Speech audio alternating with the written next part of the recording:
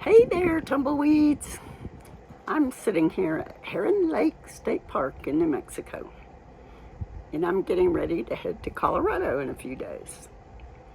Now, if you've been watching my channel, you know that I came up here in March during the heat wave that we had in the Southwest.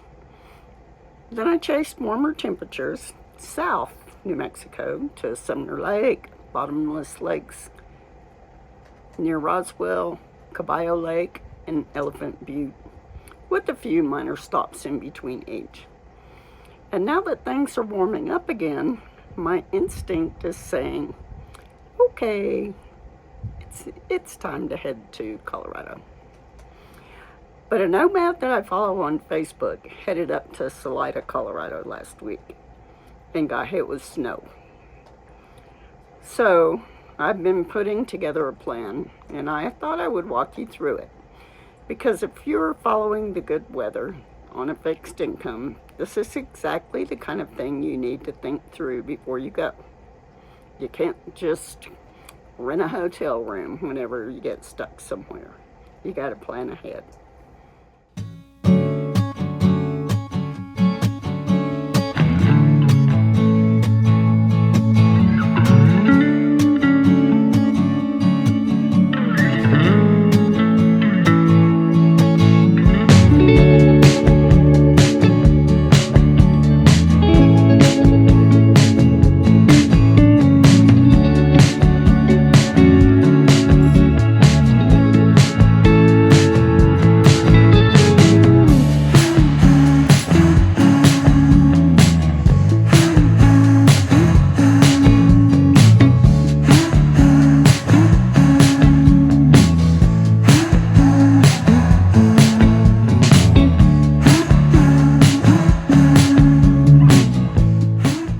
So here's where I am.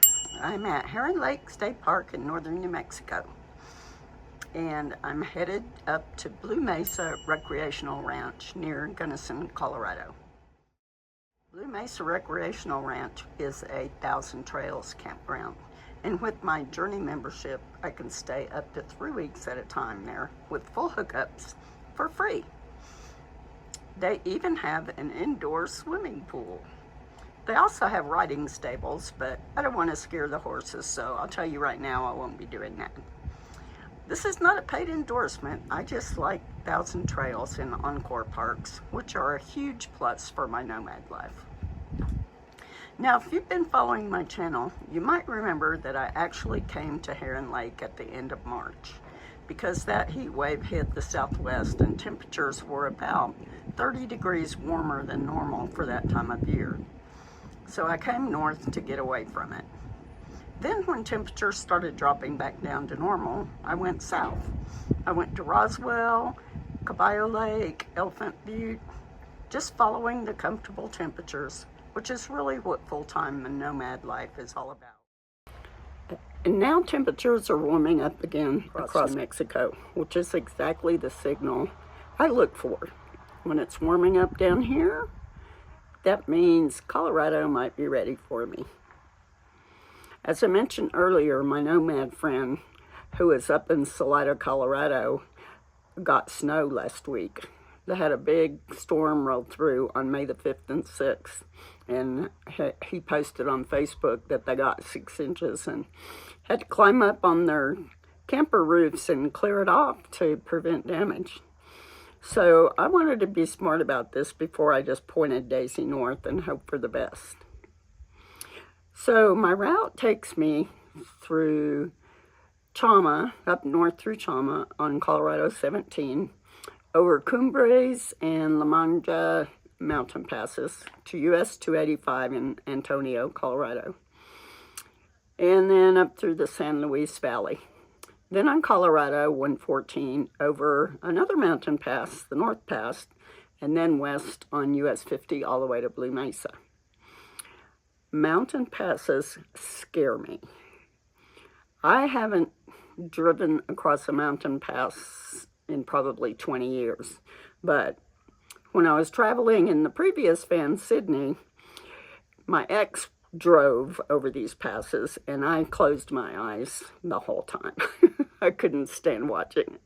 But I'm not going to let that keep me from enjoying this beautiful landscape and this, what looks to be a very nice campground. So, let me tell you how I came up with this route to minimize the scariness. So, let me tell you how I came up with the route that I just described to you.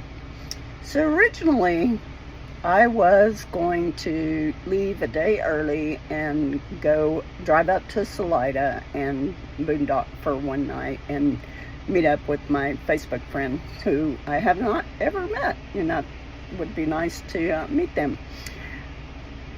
However, I discovered this tool that can let you check road conditions and things like that, and it's called cotrip.org. Now, cotrip.org is only for Colorado, and it's cotrip.org is the URL. I've already clicked on the maps link, so it says maps.cotrip.org. But if you want to register, you just scroll down here and click the sign up button, and you can save your trips and you can sign up for travel alerts and things like that. So what I did when I found out about this tool is I came here to the maps, and it takes you to the Denver area. The center is the Denver area. So I'm gonna move my map up here so that, and I'm going to scroll in a little bit so that you can see Chama. Chama is right here, and Salida is up here.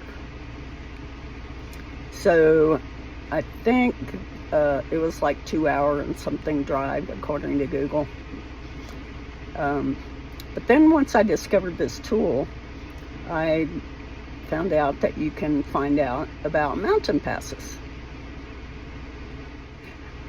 So the Google map to Salida takes me up through Chama, through two passes, which I have been through these passes before, but I kind of forgot that they were there. So Cumbres Pass is 6.3 max grade and about 10,000 feet. The other pass is La Manga, I'm not sure how you pronounce it. It's a little less max grade percentage, but a little bit higher in elevation. But that's not the worst part. So if I'm going to Salida, there's another mountain pass here, Pancho Pass. That one's not as bad, 3% grade, 9,000 feet elevation. However, knowing that I'm going to be going west on US 50, that's going to take me through this Monarch Pass, which is 6.4% grade and 11,312 feet in elevation. So that kind of scared me a little bit. So I decided I probably won't go through Salida, just because the route that I'm going already, other than these two mountain passes just above Chama right here, I have to go through a mountain pass up here, which is 6% grade and 10,000 feet, a little over 10,000 feet in elevation. So I thought, I don't really want to go through three mountain passes. So I looked down here, and I see that I could backtrack and come down through, instead of going up to Chama, I'm right here, Heron Lake, I could come back over to Highway 84 to Tierra Amarilla and then cut across on 64 to Tres Piedras, and then up 285 to Santa Anita, and this is all pretty much flat. So I remembered that when I was on my way here to Heron Lake, I actually stopped at 3 fuel stations. to fuel up. And 2 of them, it was too crowded. One was too crowded. One was at an angle to where I couldn't really get my rig in there, and the other one was out of diesel. So I thought, oh, I'll just get fuel in Chama, because that's the way I thought I was going to be going. And I think that it is going to have to be the way that I'm going, because I checked and there are not really any fuel stations. If I come this backtrack route, there are not any fuel stations until I get to Santo Anito. I could probably make it, but I don't think I'm going to take the chance. I'm going to go to fuel up in Chama. And then I really, really want to see the landscape. And if I time it just right, I should be able to see the Cumbres Toltec Railroad, which comes through,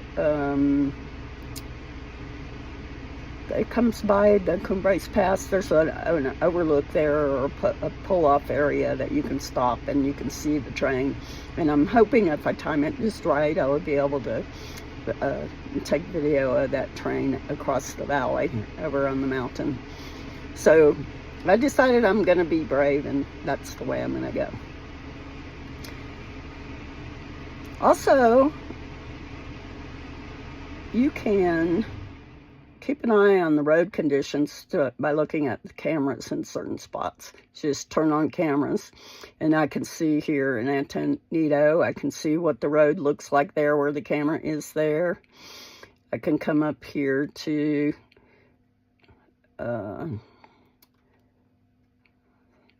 Sawash. There's a camera in Sawash. I can look and see what it's like there. Unfortunately, there aren't any cameras right where the passes are. But there's a Facebook group. I can't remember the name of it. I will put it in the description below.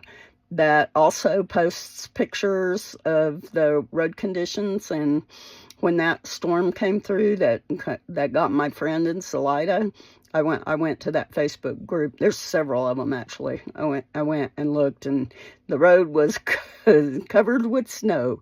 So these are 2 helpful tools, and hopefully they will help you. That's been pretty helpful for me trying to plan this route. Even though I chose not the safest route, I think it's still going to be good. Now, it is possible for it to snow at the end of May in Colorado, and even into June. So if Blue Mesa is just not happening, like if things change after I'm already there, here's where I go instead. Option 1 is Montrose. It's about 65 miles west of Gunnison on US 50, and it's about 5,700 feet. Almost 2,000 feet lower than Gunnison. Warmer, calmer, BLM land all around. This is my first drop point. Option 2, if Montrose still feels iffy, is Delta or Grand Junction. Grand Junction is down in the high desert at around 4,600 feet. Desert warm in May, very different from Gunnison. The point is, I always want to have a lower elevation option that I can reach without having to go back over the big pass. That is the whole game with Colorado in May. You want an escape route that doesn't require you to go back the way you came. So that is my plan. Monday morning, I'll check cotrip.org before I roll out. I'll make periodic stops along the way and check the weather and CO Trip again. And I'm going to document the whole trip for the next video. You'll get to see the beautiful drive on Colorado 17 between Chama and Antonio. I've been over those passes before, and it is absolutely gorgeous. So if you're a fellow nomad following the good weather, or if you're thinking about your first trip into the Colorado mountains, I hope this gives you some useful information to work with. It's not complicated, and it can save a lot of stress. Thank you for watching this video, And if you liked it, please like and subscribe. It really helps out the channel. We'll see you next time. Like a tumbleweed, like a tumbleweed, she goes where the wind blows her.